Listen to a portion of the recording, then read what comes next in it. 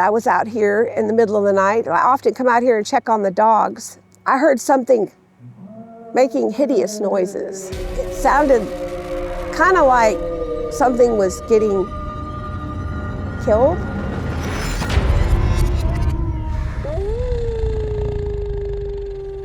Several years ago, we were having spring floods.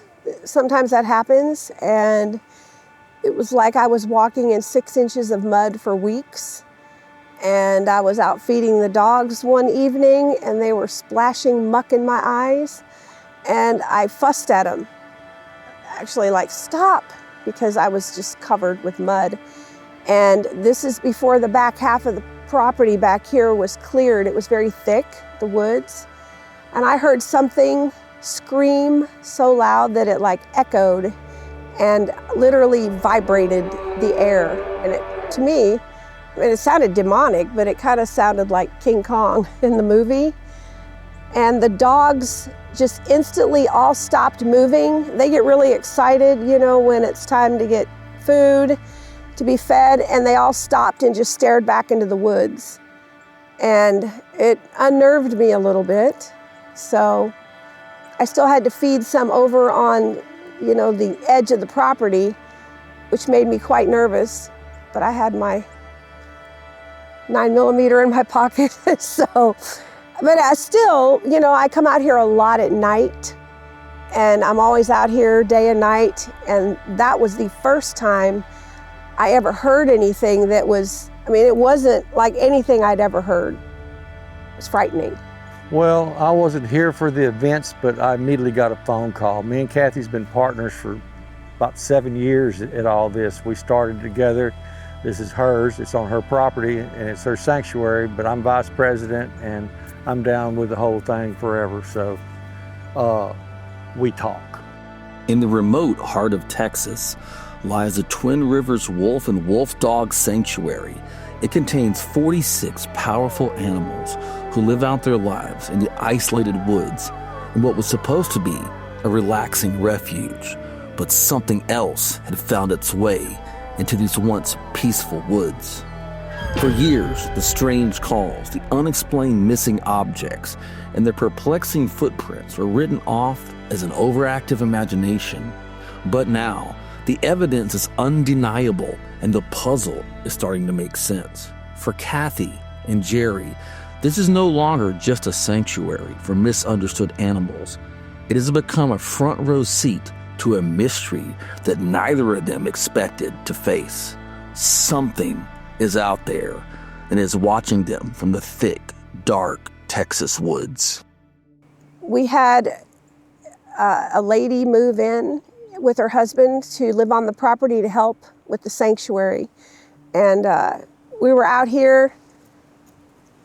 Well, I'm missing these discs, you know. I decorated the lockouts on the dog enclosures, and there's like one disc missing off of each enclosure. And I couldn't figure that out because nobody would come back here that I know with these dogs. You know, everybody's afraid of them. Each one of these enclosures had 2 of these. One here and one here. Now there's only one. They went in there and snatched one loose on all these. They took 8 and left here with them. I'm sure we'll find them out here in the woods one of these days. So that happened, and then Amber and I were out here, and she started seeing footprints, very strange footprints, like a footprint with claws, but they were huge. To me, it reminded me that it could be a werewolf, but I don't believe in werewolves. So I talked to Jerry Mills, who is a Sasquatch person, and he said, we sent him pictures, and he said, oh, that's something going on out there, like, you know, Bigfoot or whatever.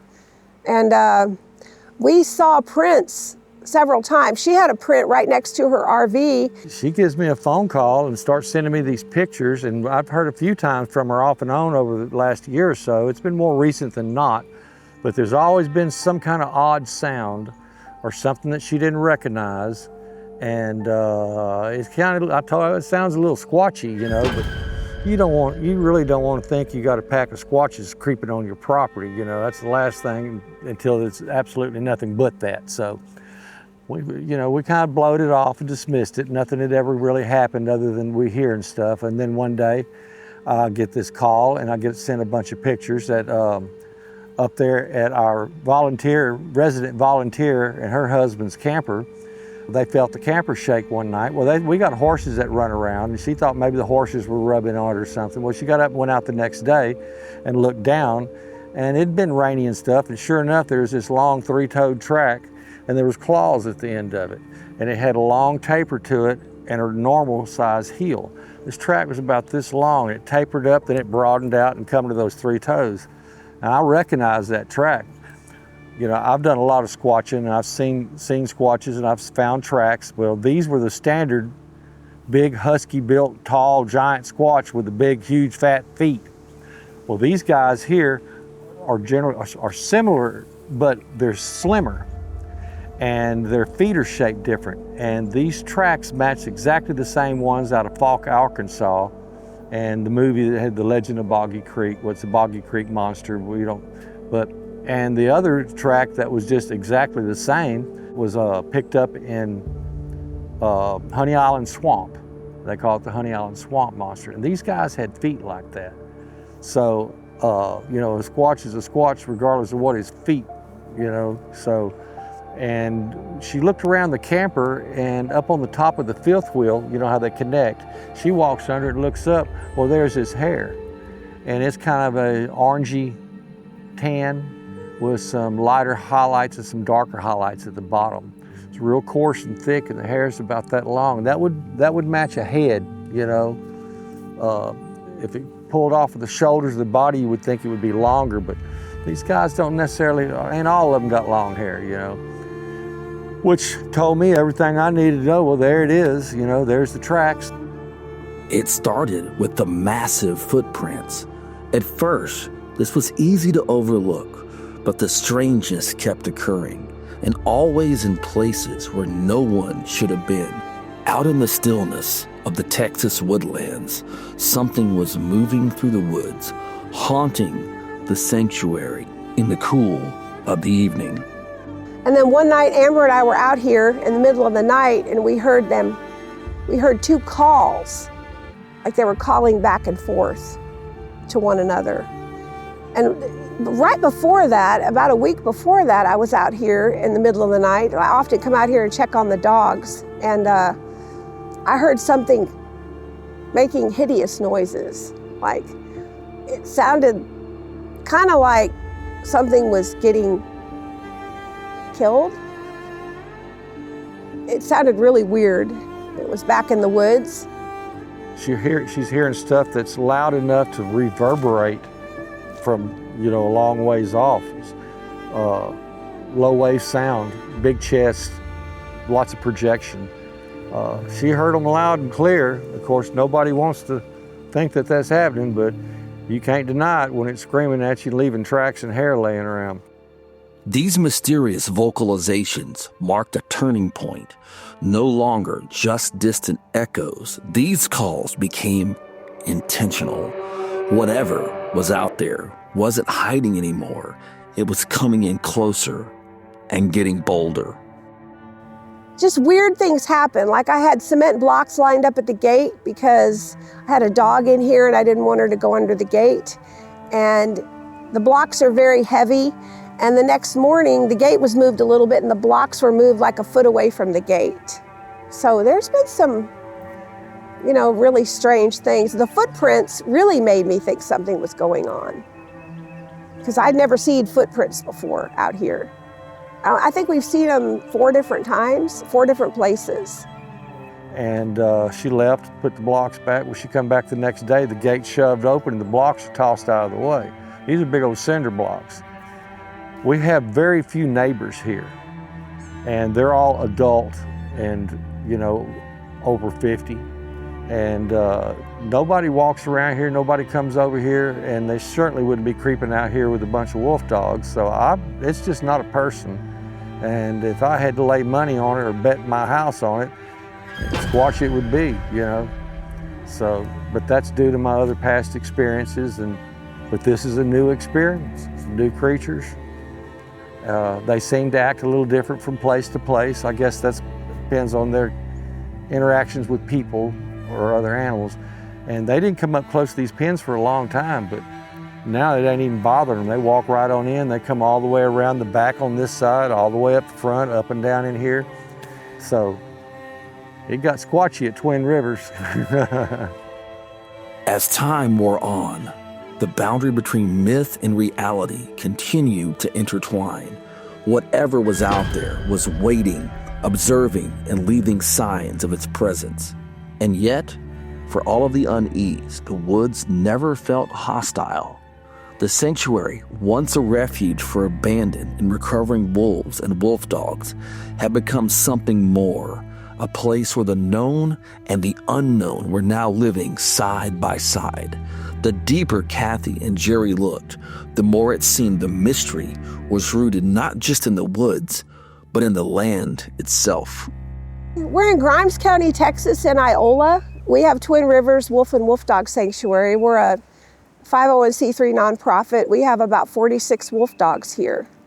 And our play yard, this place was solid, thick woods before we started this. And our play yard is built so that each containment can open up into the play yard. The dogs can be exercised separately. So not a lot comes around because of the dogs. So whatever's coming around here is not afraid of the dogs at all. Oh, they're going to stay where they can get somewhere to hide, yeah. And I've looked at this and walked this property, and there's open pastures behind it, and this is a strip of woods behind people's houses and property that run the length of this road all the way to the river. The river's just about maybe 3/4 of a mile down at the end of the road is the river. And they follow those rivers. There's a big pond back over here. There's water year round. We even get a lot of buzzards circling here the last year or so, which makes me wonder, you know, because they got to eat. And we used to have lots of hogs and lots of deer. Now they've kind of moved away. Can't blame them, you know. So would this keep up with the oddity of these animals? I'd say probably so, as long as you didn't mess with them and let till you get, you know, good documentation of them, which this is the beginning of, because we're going to put up some more cameras and think of some other things to do, see if we can actually get a shot or a video of them. Personally, it seems like most of them can see infrared light, so you don't want to shine laser beams out in the woods, but you still got to have something to click a picture. So I got an idea for that too. But, you know, it's just a work in progress. You know, if we come out here and we never hear or see them good, whatever. And if they keep it up, well, okay, you know, so. Those footprints, I think it's Bigfoot. I mean, and I didn't believe it until I had an experience one day. So I believe there's something here. I don't know exactly what it is, but the footprints are they're huge. And the claws go into the ground, and they were here at 4 times we found them. So it makes me think there's something in the woods. Plus I have dogs there's 2 enclosures that look straight back into the woods all the time. Sometimes when I come out here at night, they'll just be staring into the woods. And none of the other ones are doing that. It's just those dogs at that part of the woods. And when the dogs see something, I know there's something there, because they're the ones that tell me if something's there. Like the first time the scream happened that reverberated through the woods, every single dog on the property stopped. They were no longer concerned about their dog food. They were staring straight back to where that sound came from. And when that night when everything was screaming, the dogs all started howling. Not only that, but when we heard the calls, them call back and forth to one another, the dogs started this really low, like mournful howl, like they were answering whatever it was, which kind of was really interesting, you know, to me. Because Amber and I were out here, she said, "Did you hear that?" I said, "Yes." And then when the other one answered and the dogs all started howling, I was like, oh. And the night that I heard the screaming, I was out here by myself. But I'm thinking, well, I'm in the play yard, I'm probably safe. I've dealt with wolves and coyotes and wild animals for a long, long time, and I know how they think. And I would just say that they were probably attracted by the dogs. You know, this is not a dog bark thing going on over here. It's not hound dogs, it's not watch dogs or somebody's yard dogs. This is a pack that sings together. And it melts and flows out through the woods for a long ways. And I'm sure that's, you know, hey, there's something else wild over there, and they come to see, you know. They're not excitable like we are, you know, they don't think like we are. They don't go, oh my God, there's a Sasquatch. They go, hey, what is that? And they just stare at it, trying to figure out what it is. And once it's come around a few times, they know it's back, and they'll lock in on it. But it comes in and out from that direction. That's where those dogs have always stared, always. They're the ones that interact. These guys on this side, they more or less like, hey, that's on y'all. That's your area, dude. All this is just like, I guess that's going to a drive-in movie, you know. They don't bring popcorn, they just sit out there and watch the show, you know. So that's what I'm assuming is going on, or that's what I figure is going on. I don't like to assume, but I would just bet. And I don't want it to be a squatch, but if it is, it is. You know, I don't try to hear squatch, I just listen, and you hear what you hear. Well, I mean, I don't really want whatever it is to be here, but I've been out here alone at night for years. Nobody's ever lived on the property but me. My husband died 2 years ago, so I'm always out here at night. And I've never been afraid at night. I feel pretty safe, so it's never bothered me, whatever it is. I just wish I could see it. I wish I could see it. In the stillness of the Texas woods, the questions remain unanswered. Tracks will fade, calls will echo into memory, and the wolf dogs will keep singing their mournful song through the night. But for Kathy and Jerry, this place has changed, not through fear, but through wonder and mystery. Because sometimes the wild doesn't need to be understood to be respected. Whether it's a wolf, a deer, or a Sasquatch, every living thing plays a part in the story of the land. Out here among the rivers and the trees, that story is still being written. And if you listen closely, you might just realize you were never alone.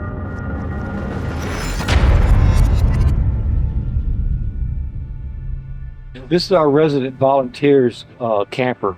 It's 40 feet long. It's a fifth wheel. And she come out one day and found the hair right up under the edge of the fifth wheel, like where something was up under it, and it got its head on it, snatched his hair loose. And we found the three-toed tracks with the elongated three-toed tracks with the claws on it underneath that. And also right out here, I guess as it left, it stepped somewhere else that made a track. But that's where the hair samples come from.